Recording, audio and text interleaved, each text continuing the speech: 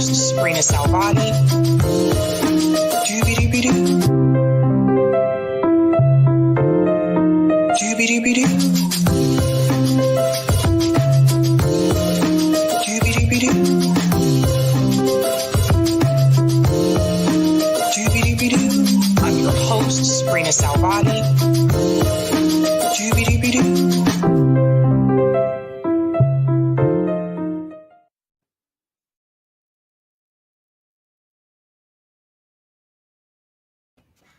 Hello, welcome to the Women's Summit on Sabby Sabs podcast. Oh, I think I need to mute somebody. I'm gonna mute you really quick, Jimmy. Okay, cool.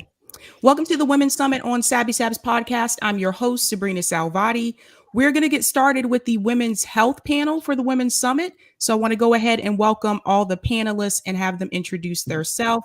I'm just going to go ahead in order here, and let's start with Joy. Hi, my name is Joy Marie Mann. I have a show I've done for 5 years on YouTube and Rockfin. I'm an activist and organizer.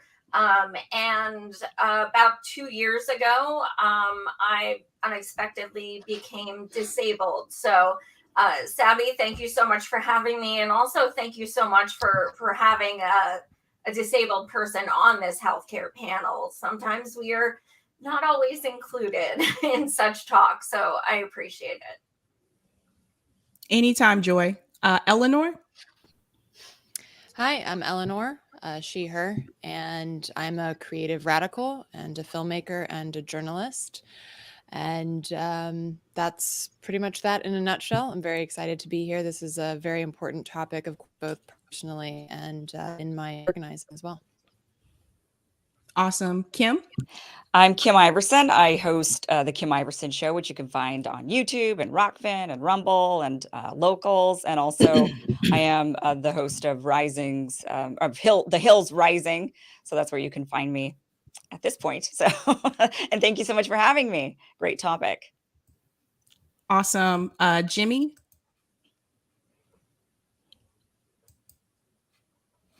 Oh, I think Jimmy froze. I'll come back to Jimmy. Marianne? Hi, I'm Miriam Williamson, and I'm an author and a teacher and activist, and I wrote a Substack that you see the address there on your screen. I'm Jimmy Sunderland. I'm creative director over at Jimmy, I think you have a connection issue. You want to log off and log back on? Okay, sorry, Marianne. Go ahead. Oh, no, I just said I'm an author and an activist, and I wrote a Substack that's the address there on the screen. And I'm a mom, which I think gives me a particular passion about tonight's topic. Awesome. So I want to go ahead and get started with the first question. This was actually pretty alarming to me. 8 million adult women who should be screened for cervical cancer haven't had that checkup in the past 5 years. And I want to get this opinion from the panel. What do you think, or why do you feel the reason that some women are not getting those screenings? Because those screenings are incredibly important and life-saving as well. I'll go ahead in order and start with Joy. I mean, one word, money. 2.5 years ago I woke up with excruciating pain, which I thought was like, I've had kidney stones. I thought it was the same thing. And I was in pain to the point that I was shivering. I was rocking back and forth. I was like screaming. And my husband kept saying, let's go to the hospital. I kept saying, no, I'm not spending the money. I'll just deal with it. I'm taking Tylenol. Nothing's happening. Well, finally he said, look, we're going to the emergency room. That's it. We're going. I don't care. We'll figure something out. I go. Turns out I have a precancerous ovarian cyst the size of a tennis ball. And they said to me, look, and I have insurance, mind you. And they said to me, look, you're going to have to get this out. And I said, well, how much is it going to cost? And they told me with your insurance, only about $2,000. So I went home and they said, well, don't you want to make an appointment? I said, no. And I said, I'll just take my chance. if I get cancer, I get cancer. What am I going to do? And then it was through a process of just accepting the fact. And, you know, one of my girlfriends said to me, Joy, look, if you don't get this taken care of and you do get cancer, it's going to cost more because you're going to have treatments and such. So I went in, I had the operation. It turned out to be even worse than they thought. I had to have my tubes out, and, you know, it was very likely cancer. But, you know, looking back at it, I'm just like, kind of, it's sad that so many women are faced with this, that they're like, you know, I might get cancer, but I can't afford to take care of it. So it's a hostage situation. I mean, my story is not rare at all. Very true. Eleanor? Yeah, I mean, when you sent me these questions, it felt a bit like serendipitous, I guess, because I actually am a cervical cancer survivor. And I was diagnosed at a free clinic in Los Angeles because I did not have health insurance. And the free clinic was one of the few places I could go to actually get care. And you'd have to wait for like, 4 or 5 hours, but you'd eventually get it. And it's thankfully cervical cancer has a really high survival rate, and thankfully I was able to access healthcare because I started working at a recording studio that had health insurance. Otherwise I might not be talking to you all right now. And as Joy pointed out, that's the money issue. But I'd also like to point out that a lot of women don't go because of past trauma with the medical industrial complex. And hysteria actually comes from the Greek word for uterus.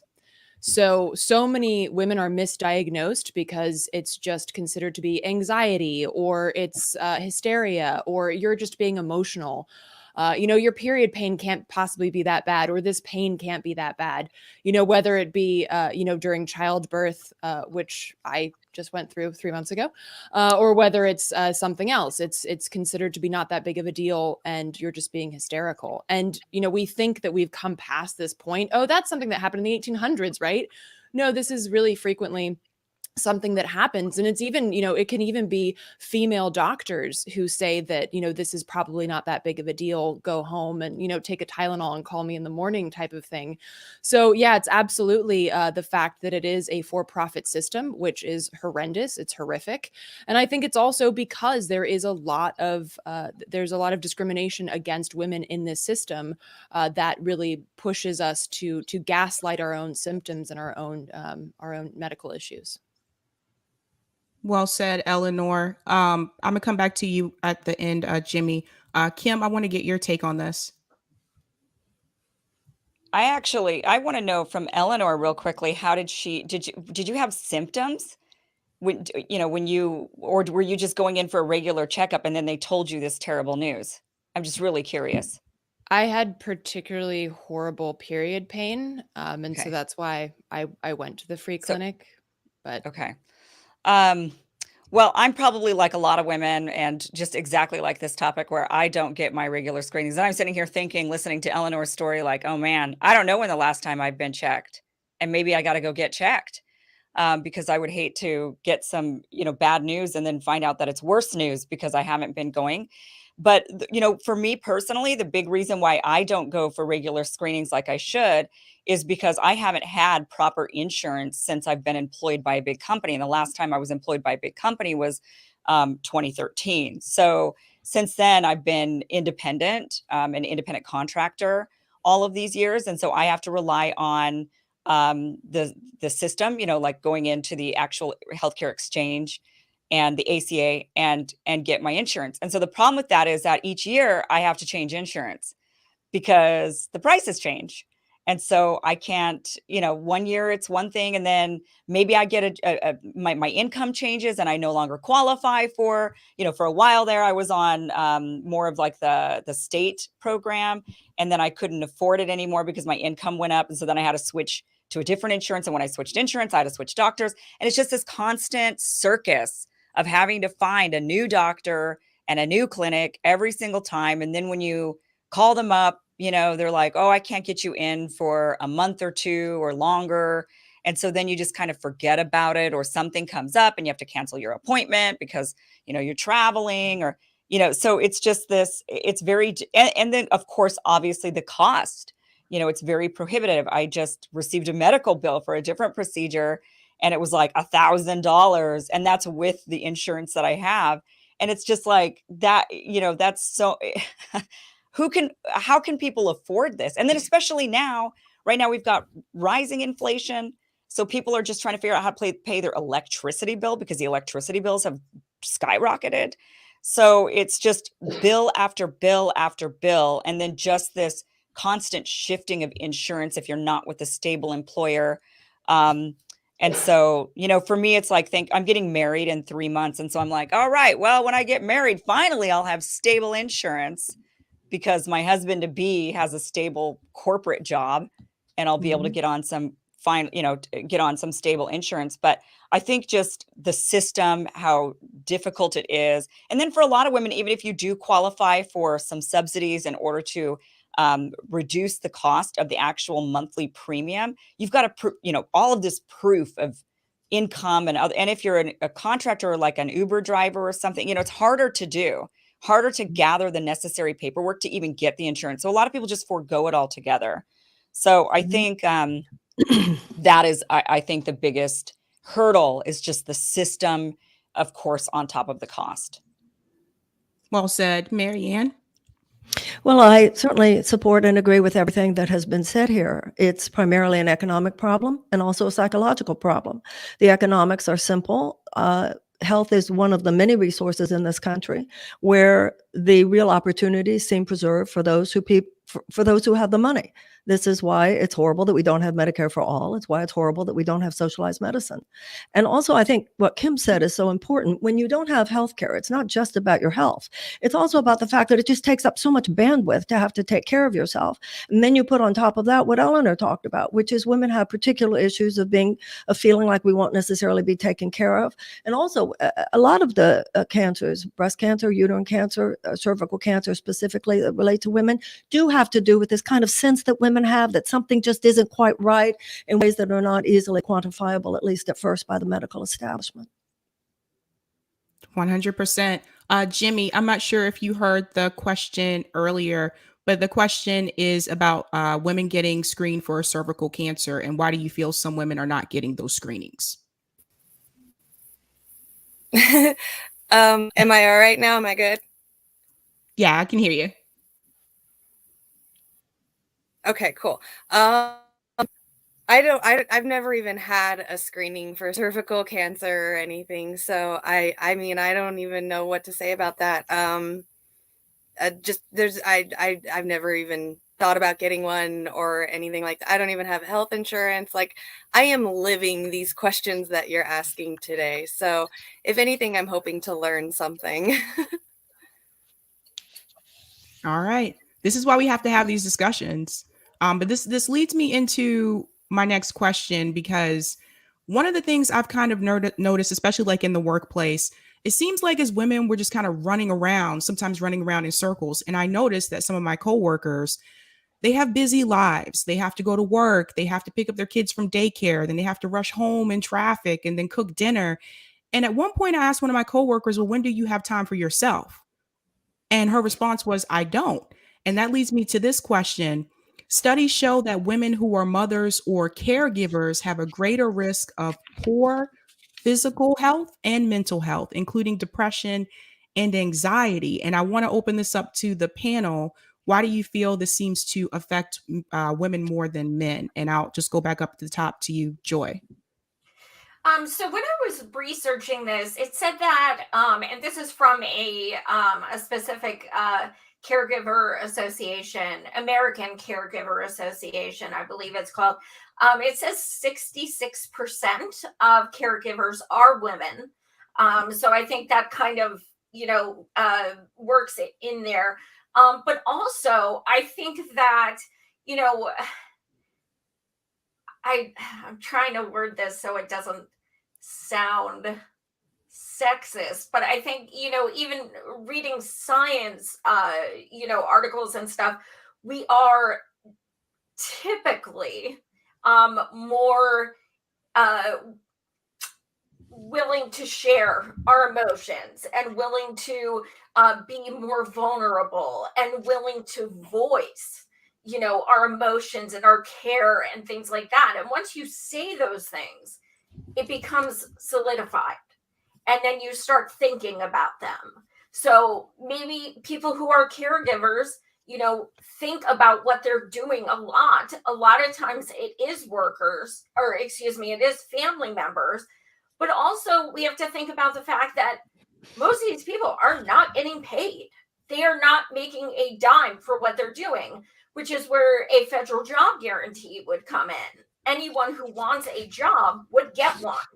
You, Sabby, would be getting paid right now for doing this panel. That's the beauty of a federal job guarantee. So women who take care of their kids, we know that's a job. People who are caregivers, that's a job. You know, and I think having that income as caregivers would take so much stress, pressure, depression off of people. I agree. Eleanor? There's so much to say, particularly as I became a mother 3 months ago. And I just thought, like, you know, just initially with, like, in the first month of my child's life, he had, like, you know, 4 different doctor's visits scheduled to make sure that he's gaining weight and he's growing and he doesn't, you know, have 8 legs or whatever. And I didn't have any visits scheduled. And I'm like, but I grew a human and I birthed a human. I pushed a human out of me, like, not to get too graphic, but that happened. And so why don't I, like, why isn't something built into the system that makes sure that the person who did that is okay? And this also speaks, I mean, I spent half of my life in Sweden. In Europe, there are postpartum visits for the mother to make sure everything from, like, you know, that you're healing properly, but that your sex life is back on track. Like, how's your pelvic floor doing? Are you in pain? Like, are you able to have sex? Are you willing to have sex? Are you having postpartum depression? Like, how are you mentally, physically, emotionally? And in the US, it's like, we don't care. You pumped out a child. You have given us more fodder for the capitalist system. Thank you. And move on. Like, now you can get pregnant again and do it all over again. You know, mazel tov. Thank you, by the way.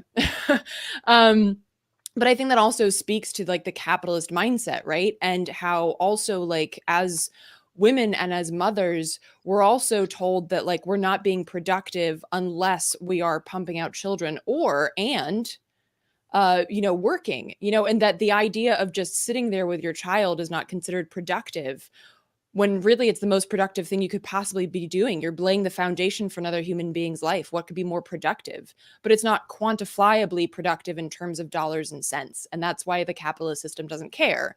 And that's why, of course, they only care about an unborn cluster of cells. Once it's born, they like don't care, no daycare, no healthcare, no, you know, no nothing. And so I really think that speaks to the systemic rot of the capitalist system in and of itself.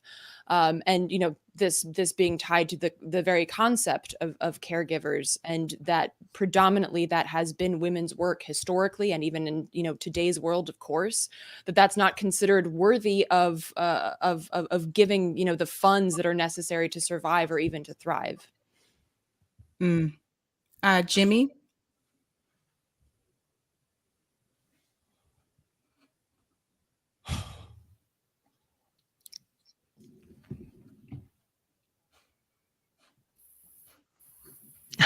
Okay, cool.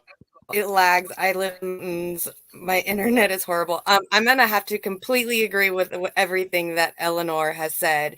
I was watching a TED Talk, doing some research about this last night, and there was a TED Talk called "The Pace of Modern Life versus the Cave Woman Biochemistry." And I think that the way that we live now in 2022, with, you know, working and finding things for ourselves and doing things for ourselves, but also coming home and taking care of the family, that adds like a double extra stress and responsibility onto our lives, to where it does cause more depression and anxiety compared to men, because we'll feel the responsibility of, okay, I got to get all my work done, but I still got to go home and make sure my kids are okay and they're fed and their homework is done and they're in bed, and all the minuscule things, make sure the dogs are taken care of, make sure everything's clean. It's always just tons of responsibility added onto being equal in society and working and providing and taking care of the family as well. So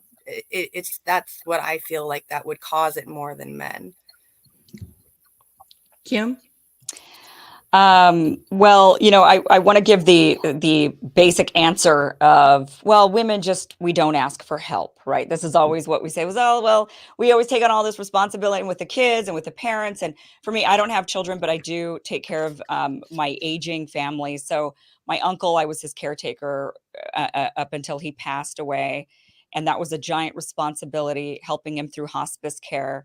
And then I am also very much my dad's caretaker when he needs. And so recently, for example, he caught COVID. He's in his 70s. I had to rush up to Idaho, and everybody was afraid to even go near him. And so I, of course, had to, be brave and go in there and be his caretaker and quarantine with him for like 20 days or however long it took. But we don't ask for help. That's the one thing that we always say. But the issue is, it shouldn't be on us to ask for help, because then that's another responsibility on us. Like, we're supposed to then take all this responsibility, and then it's our responsibility to ask the men for help. And the reality is, society just doesn't treat men in a way like they're supposed to help, right? So it's like they're only going to help when we ask for help. To be the care, we have to ask them to babysit their own children, or we have to ask them to help with the elderly parents, and then they get really nervous because they're like, "What do you want me to do?" And, "Oh no, that's kind of weird and gross and too intimate, and I can't handle that." And but it's when I look back at the first time I had to do a job caretaking that was difficult, or gross or inconvenient, I had to learn on the job. Right. They always want to say, well, women, it's intuitive. We know how to naturally caretake. And that may or may not be true. But I stepped up to the challenge because the challenge was presented and no one else was going to do it. I had no choice. And so if we treated men in that same way, I think men would step up to the challenge because they have no choice. Rather than us waiting, right now, I think a lot of society is just, well, they'll just wait. And when the women want the help because they're stressed out, then they'll ask us. And then it's like asking them for help is also, that adds to the layer of stress, right? Because then we have to train them and we have to teach them. And it's like, oh man, like that's like, I can't take on an apprentice right now when I'm already my stress levels are as high as they possibly can be. But men will step up to the challenge when they have to step up to that challenge. And it's really up to us to put it on them, I think. My father was my caretaker. I was raised by my dad from birth. So, and he was a single father alone. He did remarry at one point briefly when I was like 12 years old, which is the worst time for a man to even think about bringing a stepmom into the family, right? But he stepped up to the challenge when he had to caretake, when he was left with a little girl, and he had and he was like, my gosh, he was like a 30-something-year-old bachelor being left with a little girl. What was he going to do? He stepped up to the challenge and he took care of me and he raised me my entire life. And I'm still I call my dad every day. I'm still very, very close to him. So I think it's a societal, I don't know. And I don't even know how we shift that to get it to where there's an equal balance in the burden, especially nowadays when we women work. And so we're working and we're stressed with that. And then on top of that, we're taking on a lot of the caretaking naturally. And even if the men do help, they're not helping as much as the women, and I say this with, of course, the big caveat that I was raised by my dad. So men will step up, and we just have to get to that. It's like a mentality shift, a societal shift is what I would say, on top of the resources and everything. It's a societal shift in mentality.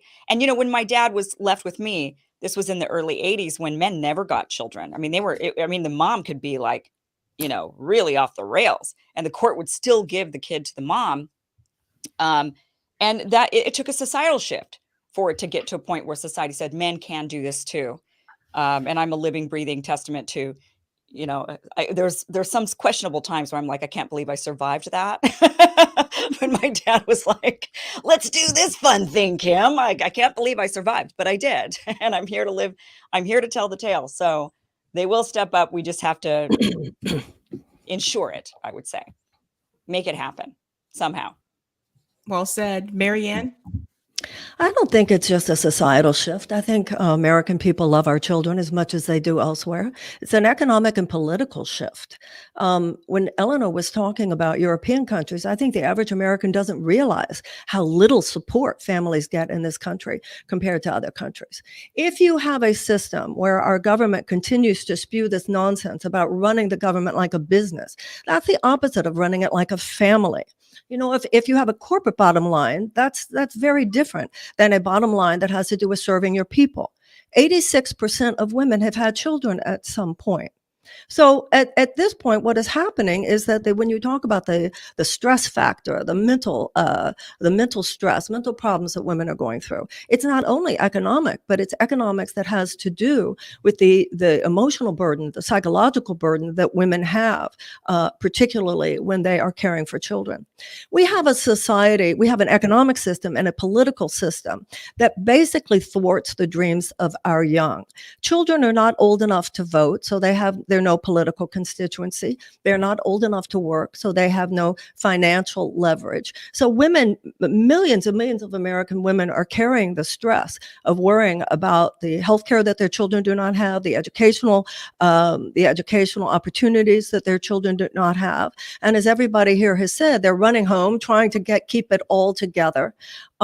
So I think we really need to keep our focus on the fact that these are policies. These are policies that leave out children. It's policies in other countries that enable for those weeks and even months of care, of postpartum care, both for fathers and for mothers. It's policies that have to do with the fact that we do not have universal pre-K. It's policies that have to do with the fact that so many children are living in poverty and so many mothers and children do not have health insurance. We do not have pro-family policies. And I think that the more we realize how much we have been trained to expect so little, I think that will matter. And also, I don't understand why any kind of feminist conversation is so almost afraid to mention children, because this is where so much of the stress that women are going through comes from. A woman having to take care not only of herself, but the emotional, psychological, and physical burden of caring for her children. Quick question, really quick, to Joy and Kim, because I've had this happen to me often, actually. Have either of you ever been made to feel like you're being selfish because you don't have kids? Oh, Yes. yes. Yes. Yes. I would say that Oh for my me, like, God. yeah, like I'm always stuck with doing in fact, that's like why I end up being the caretaker for the aging family members, is because it's like, well, you don't have kids, and it's like, that's always what it comes down to. Oh yeah, and I notice it with my husband too. Like if somebody calls off work, guess who they call? He doesn't have any kids, and it's like, I'm walking down the wedding aisle and people are like, when are you having kids? And I'm like, look, and now, after going blind and stuff, I'm like, I'm kind of glad I didn't. But yeah, no, I mean, you are 100% right. My friends who have kids, they're like my babies and I love them, but like I had to, get my tubes out because it was precancerous, and like that doesn't make me less of a woman. But I think a lot of times that even though it's not intentionally implied, I think a lot of times there is that, that undertone there. Certainly not tonight. But yeah, I totally agree. And Kim, I was raised by my dad too, so we were right here. Kudos to those men, right? Yes. I don't think it's about who has children and who doesn't have children. I think that part of personal maturity is caring about future generations. I think that my concern for the children of this country is not just because I happen to have one. I think that in any mature family system, any mature country, you are thinking about those who are coming after you. And that, I think, is where our concern for children needs to come from. Regardless whether we have them or not is almost irrelevant. Good point. This leads me to my next question, and this was pretty interesting too. In the first half of 2021, 16% of male adults in the US did not have health insurance, compared to 12% of female adults. Men are more likely to be uninsured than women, yet women reported having more health problems than men, regardless of economic status. Why do you feel that women have more health issues than men, even though it appears that men are more likely to be insured? And I'll just go right back up to the top to Joy. So I think, I think one of the problems is that being a woman is already considered a pre-existing condition when you apply for insurance. We are automatically told to get checkups more than men. When my husband goes, he's told come in yearly. When I go, I'm told come in every 6 months. We also, I was looking up things scientifically as to why this is. And, I think honestly, maybe as a whole, women are just more concerned with how many problems we could have that men may not have, be reproductively, be gynecologically, be we're more not susceptible, but to breast cancer, things like that. So I think it is kind of almost instilled in us, even just growing up, that we need to take care of our bodies the best we possibly can. I think there's something psychologically to that. Eleanor? Well, I think it goes back to what we've already discussed. Also, I did some research, and women are more likely to women spend 33% longer waiting in emergency rooms than men. I think, there was a story several years ago where Venus Williams, I think everyone knows who that is, probably the highest paid female athlete in the world, tennis star. She was giving birth and said that there was a problem, and the doctor was like, nah, whatever. And this is Venus Williams, which also, of course, highlights an intersection of race and gender in this country. DC has the highest maternal mortality rate of women in the nation, which is higher than Iraq, statistically speaking. And that is predominantly Black women. So I think that this really speaks to another issue, which is, that women have a higher likelihood of waiting longer. And then once they get care, or once they see someone, they're less likely to get care and actually just get, no, it's not that bad. And this perpetuates feelings of trauma inside the medical industrial complex. So you're less likely to go seek help when you actually have something wrong. And I just wanted to circle back to something that we discussed with the kid thing. I completely agree with Mary Ann. It's not about whether you have kids or not. And I actually was continuously asked for years why I didn't have kids, and I decided that unless I could answer the question, why do you want a child, I wouldn't have one. The question shouldn't be, why don't you want kids, as if it was a predetermined idea that you would have children, but rather the opposite. And I think that in terms of like policies, I personally don't believe that the United States should exist as an entity.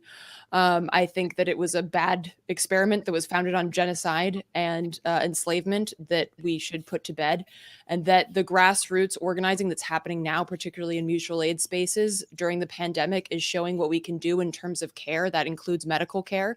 It also includes child care. It includes, caring for people in terms of their basic needs of food and housing. I think that is really what we're looking at in terms of building a future where these policies are put in place by people in autonomous and self-determined spaces. Jimmy? Yeah. You guys have absolutely amazing answers. I feel like I can't even say anything because you guys are saying really good stuff. I really like what Joy had to say is, in my own anecdotal evidence, I know that, like me personally, I have more health problems than my husband, but my husband goes and sees doctors more often. So it just seems like what Joy was saying is that and Eleanor as well, is that there's not enough time in a day for us to feel like we have, enough time to go even and go see or go make sure that, we're okay. We're just, we put it off. We think, oh, I can go do it in a week. I've got other things to do. And then we completely forget about it until it gets too worse and it's too late. And, we're in the emergency room for, I don't know, a minor heart attack or a mini stroke or something, at the age of 37. So I think that's the biggest problem answer to this question, for at least in my own anecdotal evidence, is that we don't feel like there's enough time in a day for us to be able to take care of ourselves, right along with taking care of, the husband, the kids, and the animals, and the household, and making sure our own lives are happy as well. So, Kim? So, so just to reiterate the question, so that this is 16% of males don't have health insurance compared to 12% of women. So more women have health insurance than men, right? Right. And yet women still have more health problems. So I would say, first of all, well, we've got extra complicated parts. So we, of course, are going to have more, I think, health problems because we do have more going on. We make humans. I mean, that's like really amazing, biology that we women have. But I think it's not surprising to me that fewer men have health insurance. They're less likely, even oftentimes, even go to the doctor when they've got something wrong with them. And so them not signing up for insurance, I think, would be pretty, on par with that sort of sentiment where they think, I'm fine, I'm healthy as an ox, I don't need health insurance, I'm fine. And so they don't go through the process. I would really love to see in this country, I mean, I'm a big fan of, I've always been a big fan of like a single payer system. But even beyond that, I would like just an automatic system, sort of like I would like us to automatically be registered to vote. There's just some things that, we have these complicated systems that shouldn't be complicated. They automatically give us social security numbers. Why can't they automatically register us to vote? Why can't they automatically register us for health insurance? It should just be where you don't have to go searching around for a clinic or a doctor in order to be seen for something. You should be able to just Google your closest your closest health clinic and show up and say, call them up and say, I'm making an appointment. And it's sort of the way the British system is. Everybody's covered under the same insurance. So you don't need to hunt around for which one accepts my insurance and which one, it's just you show up to the clinic. Same thing in Italy. My dad and I spent a few months in Italy and it was awesome. I mean, you just walk into a clinic anywhere and then they'll just treat you. They don't even ask, like, what insurance do you have? Oh, we don't cover you here. They cover everybody. It's national insurance. And so why don't we have that system so that it's just simple and easy? And then rather than being 16% of men don't have insurance and 12% of women don't have insurance, it's just everybody has insurance. 0% of people don't have insurance. It's automatic. It's built in. 0% of people should be unregistered to vote, right? Everybody should be registered. Everybody should have health insurance. Basic stuff for running, I think, an advanced, wealthy society. Marianne? Well, I agree wholeheartedly with everything that Kim just said.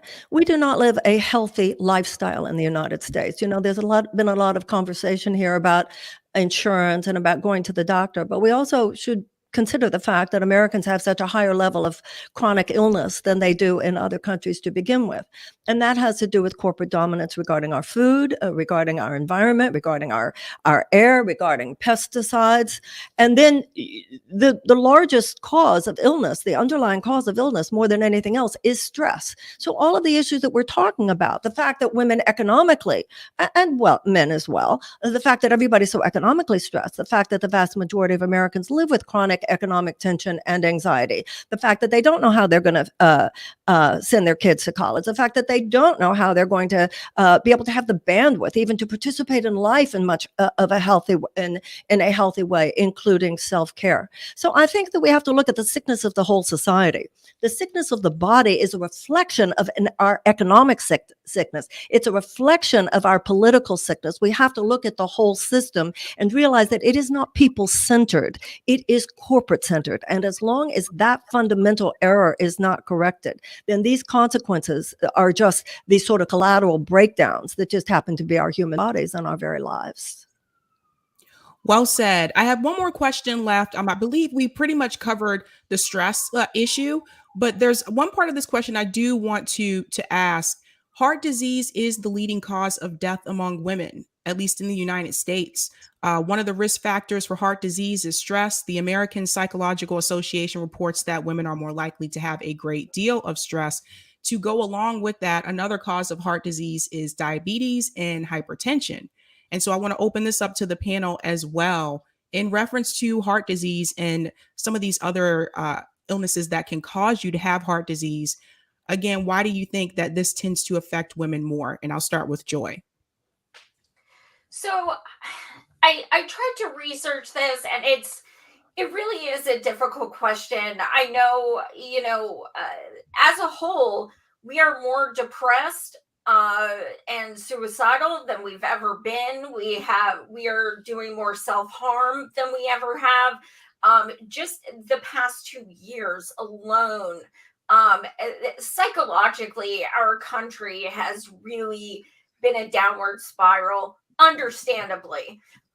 So that alone, I mean, and then you take someone like me who unexpectedly became disabled. All of a sudden, I'm 43 years old and I'm taking blood pressure medication. First time in my life. Why? I don't freaking know, because I'm so stressed out.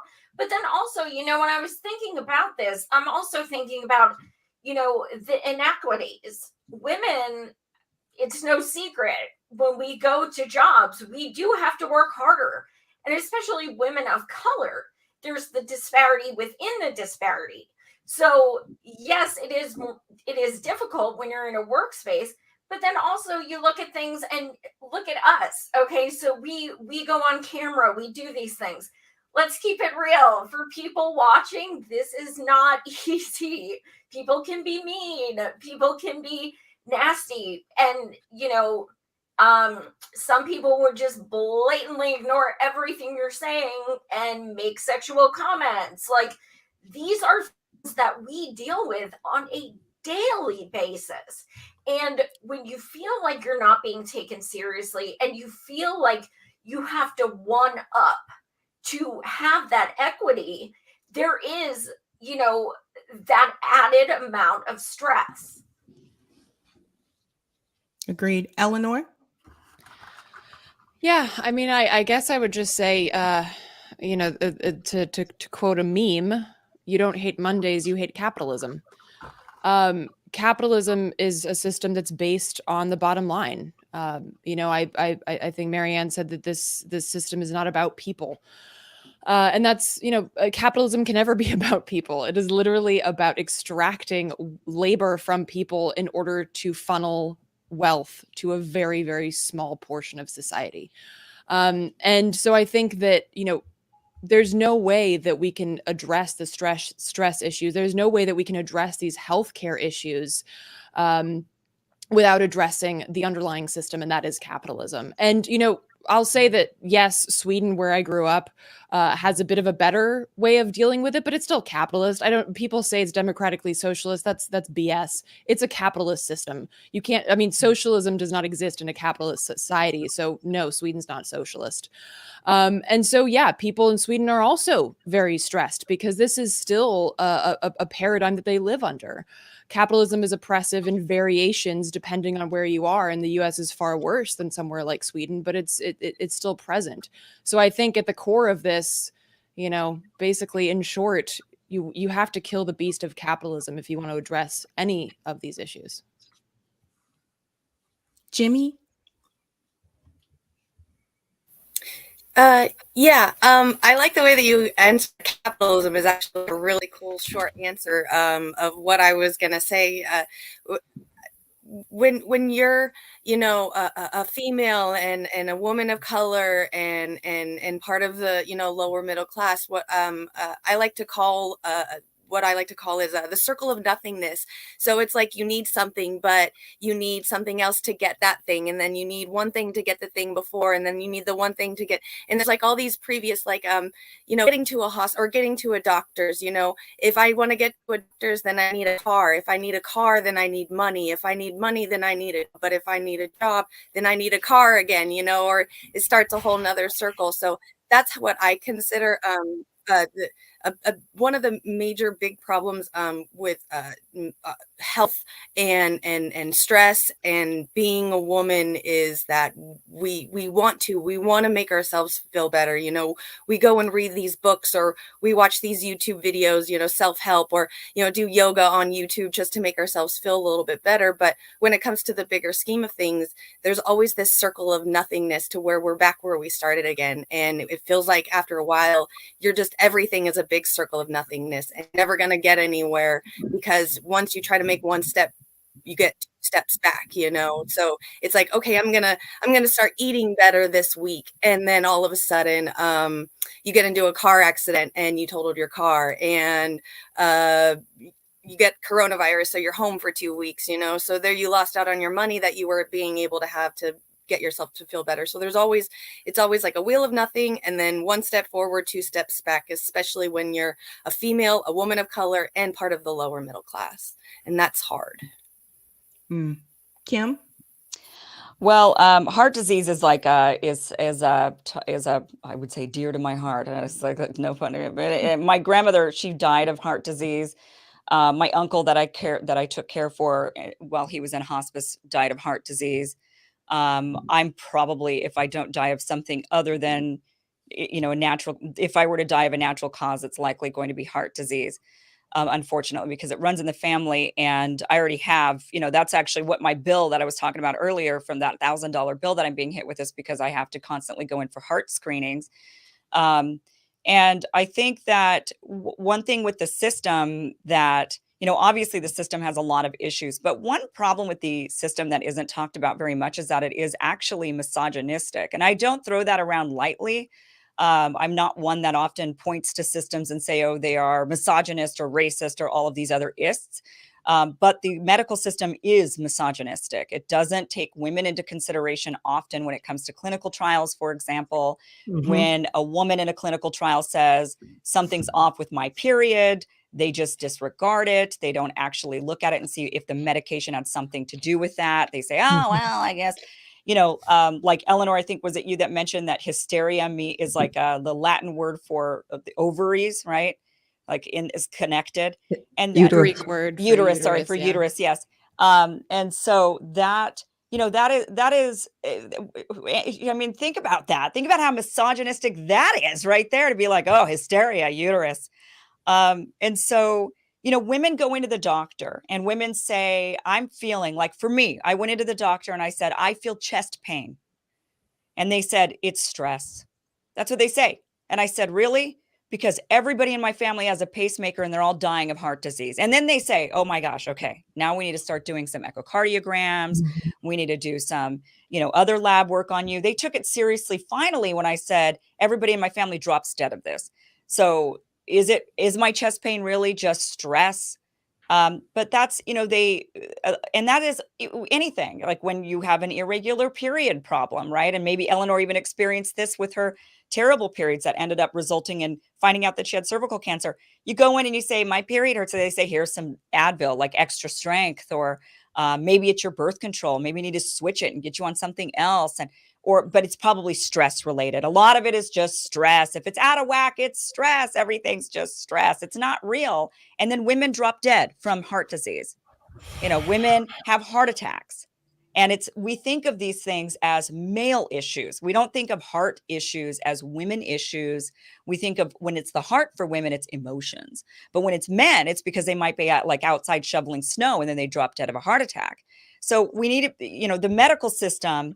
It's starting to come around, I think, a bit. but still definitely has not progressed very much when it comes to women's health. And it needs to get better because women are dying of heart disease. It is a real serious issue for us women, and we cannot constantly be looking at, our chest pain and saying it's just stress, which it is stress, but the stress is causing actual real heart attacks. And so, and just heart disease and heart failure. Heart failure is the big one. And so we definitely need, the system needs to take us women, I think, more seriously. When we walk into the door, and I know for women of color, it is worse. Women of color walk into a hospital and say, I've got a pain. And they say, oh, yeah, right. You're just making it up, trying to get something, and that's got that attitude has to shift. But again, that all boils back down to what I know we've all been kind of reiterating over and over on this panel, but the medical system of just being connected to insurance and money and the rigmarole that you have to go through has to change. We have to be able to walk into a clinic and be taken seriously. And they're not looking at us to see, are we just going to cost them money because we don't have insurance or we're underinsured? They've got to be looking at us as a patient and not as a bill or a liability or a cost. And we've got to have the freedom to be able to walk into these clinics when we're feeling these pains and not worry about the bill that we're going to be hit with in the end, because those bills do pile up, and I'm experiencing it myself. It's not good. It's not fun. And so we definitely need, obviously a giant overhaul to our medical system as we watch our neighbors to the north and neighbors to the south and all around us go into single payer universal healthcare system. And yet here we are still struggling. Mary Ann? But we need a real healthcare system. Everything we're talking about here tonight, for the most part, is a sickness care system. We need to ask ourselves not just about the insurance issues, not just about how doctors treat us. We need to talk about why so many women in America have heart disease to begin with. And it is the largest killer. One of the primary reason why heart disease is such an issue in the United States is the quality of our food. And this has to do with the same economic factors that are why we don't have enough health insurance to begin with, because big ag, big chemical companies, the food industrial complex is huge. So many of the toxins that are in our food, everything from GMOs to the corn syrup to everything else to the sugars that are not even allowed in other countries. Now, I don't agree that this is inherent to capitalism. This is unfettered capitalism. This is unregulated capitalism. In other countries, many aspects of the food supply in the United States would not be allowed. And some of the highest health indicators around the world have to do with countries that have both capitalist and socialist pieces. But I don't think I don't think that we're victims here. I think we need to stand up about these things. I think the women of the United States, for the sake of our own bodies, for the sake of our families, do have to talk more about what's happening in American food supply, do have to talk more about what's happening in things such as American agriculture, American chemical companies. It's an entire corporate matrix. In that sense, you can't really see what's happening with big insurance companies as that different than what's happening in big pharmaceutical companies, as that different than what's happening in big agricultural companies, as that different than what's happening in big chemical companies or big oil companies or the military, all the environmental factors, whether it has to do with the fact that our military establishment is the largest polluter, whether it has to do with the fact that we're not dealing with all the toxins in our water. So I think we need to make sure that our conversation has as much to do with what things are causing us to be sick as it has to do with the factors that will help us to get well once we are. Well said. Everyone watching, the Women's Summit continues on. I'm going to the next panel, which is Women in the Workplace. I have to say thank you to all the panelists tonight. It was great to see all of you again, and it was great to see all of you on the same panel. So thanks so much for coming on. Thank you. Thanks for having me. Thank you, Sabby. Good luck with your summit. All right, guys. Those of you watching, you'll have to exit this stream and go to the next video on my channel for Women in the Workplace. So thank you. Bye. Bye.